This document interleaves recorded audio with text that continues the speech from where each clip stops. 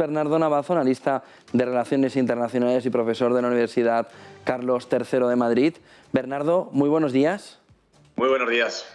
Bueno, hemos visto esta pasada madrugada, como decía Financial Times, que Rusia finalmente dejaba la vía diplomática después de ver que había caído en un terreno muerto donde no se podía avanzar mucho más y que pasaba una estrategia de acaparamiento de tierras y de alargamiento de los tiempos de la guerra. ¿En qué consiste o cuáles pueden ser las claves de este cambio que dice Financial Times Rusia ya ha puesto encima de la mesa?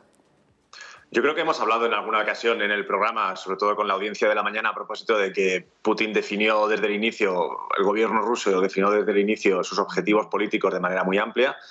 Utilizaba términos como podía ser neutralizar Ucrania, que podía significar desde tratar de conseguir una invasión o tomar la ciudad de Kiev de manera rápida o cambiar el gobierno o incluso quedarse con unas pequeñas porciones de territorio en el tramo oriental.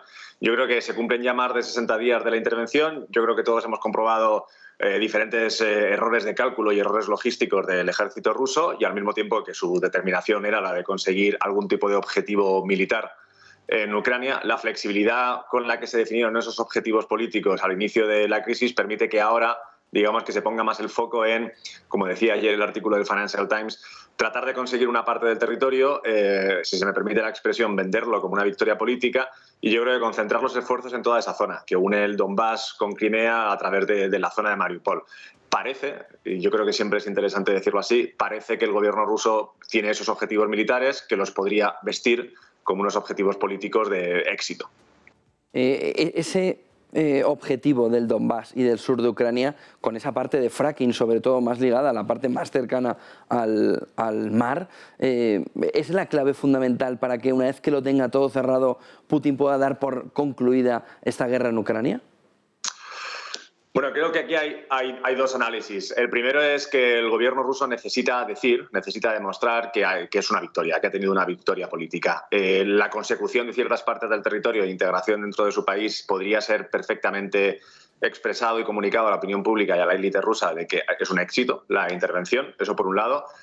Y al mismo tiempo eso no es óbice para pensar que probablemente en el inicio sus objetivos militares eran mucho más ambiciosos, que a mitad de camino se ha dado cuenta de que no le ha sido posible ni le ha sido tan fácil por la resistencia ucraniana conseguir el territorio, dividirlo por la mitad, descabezar el gobierno o partir el país a través del Dnieper en la mitad. Lo más relevante sí que es cierto que tiene un deseo de neutralizar el Estado, de que Ucrania no sea una amenaza a la seguridad, según ellos la comprenden, y esa idea probablemente de cerrar el acceso de Ucrania al mar de Azov, el de comunicar la base militar de Crimea con el resto de Rusia a través del Donbass y de Mariupol, vaya en la línea, se han escrito diferentes asuntos sobre este particular, de reducir la capacidad industrial de Ucrania, de negarle ciertos accesos al mar y, por lo tanto, dificultar la existencia de una Ucrania sin Donbass y sin esa zona económicamente viable. Junto a ello, China y esa emergencia, decía, esa subida, no emergencia en sentido de urgencia, sino de aumento, está posicionando sobre todo en esas negociaciones que ahora mismo está llevando con Arabia Saudí para intentar fijar también el yuan como moneda de referencia clave en la compra de su petróleo, no solo para el que le compra China, sino a nivel internacional. ¿Cómo ha ido evolucionando China en todo este tiempo y cuál es el papel que está jugando ahora mismo en esta guerra? Lo relevante es entender que aquí no hay ningún actor internacional sin una clara agenda política. Estados Unidos tiene la suya, que es posicionarse dentro de la Unión Europea de tal manera que nos convenza para ser beligerantes con China. El de China durante una parte del tiempo ha sido esperar a ver qué ocurría y dejar que se desgasten, y al mismo tiempo, una vez dado en el transcurso de los acontecimientos, tratar de mantenerse lo más neutral posible, no perjudicar a su fuente de materias primas y del que va a ser su principal cliente y va a tener una gran capacidad de negociación. El término económico es monopsonio, solo habrá un cliente de Rusia que será China y le permitirá tener una cierta interlocución más beneficiosa, y por otro lado no perder un espacio como es la Unión Europea, en la que tiene deseos sobre todo de inversión y de establecimiento de relaciones comerciales y de acuerdos de propiedad intelectual con la Unión Europea. Entonces todos los actores aquí tienen objetivos políticos extremadamente marcados. A propósito de lo que estamos viendo dentro de esta línea un poco más larga o dinámicamente que probablemente lleve cierto tiempo, que es el de reemplazar al dólar o en cualquier caso desafiarlo como divisa global, lo cierto es que desde el punto de vista más analista y teórico, Hemos hablado aquí en algunas ocasiones de este concepto que es bipolaridad. Bipolaridad en relaciones internacionales se entiende que son dos grandes países los que, digamos, si se me permite la expresión, se reparten el mundo. En este caso sería China y Estados Unidos. Eso significa que hay dos esferas de influencia, dos esferas económicas, dos esferas de protección militar, dos acuerdos de seguridad y, finalmente, en el medio y largo plazo, dos sistemas monetarios.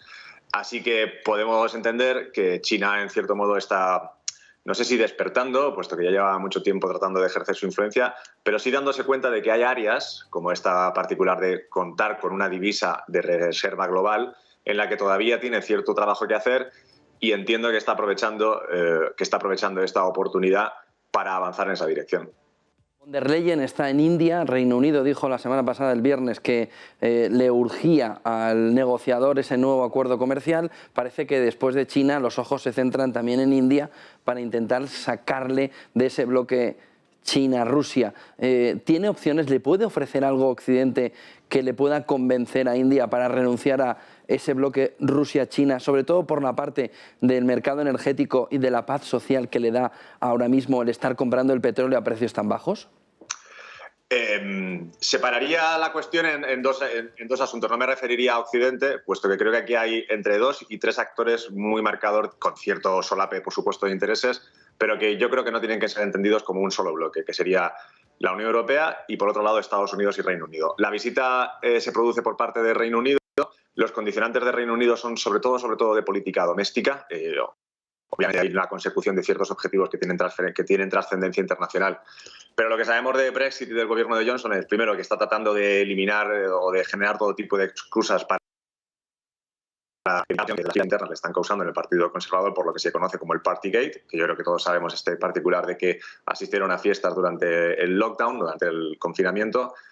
Y luego, por otro lado, es esta idea de que Reino Unido, tras Brexit, tras la salida de la Unión Europea, necesitó, encontrar un socio mayoritario que le garantizara cierto espacio de convivencia comercial y seguridad, que eso fue Estados Unidos. Entonces tiene un viraje completamente radical, o si quieres, extremadamente intenso hacia Estados Unidos, con la petición de un acuerdo comercial específico y demás. Y luego tiene esta idea de que necesita vender a su electorado. Todos aquellos que estuvieron a favor de Brexit lo hicieron con este concepto de Global Britain, el Reino Unido global, con esta idea de vamos a ser capaces de generar nuevos acuerdos comerciales. Entonces el viaje, en mi opinión, el viaje de Johnson, del primer ministro Johnson a India, tiene que verse dentro de esa óptica. De una óptica de, evitar el fuego político interno y 2, tratar de marcar tantos en esta agenda de Reino Unido global que en cierto modo es una justificación de Brexit. Y luego, por último, un pequeño apunte, separar...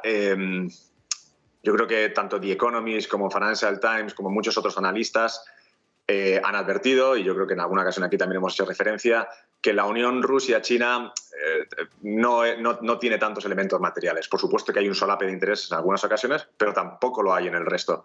Con lo cual, uno se puede imaginar que Rusia y China encuentren caminos distintos dentro de esta nueva configuración.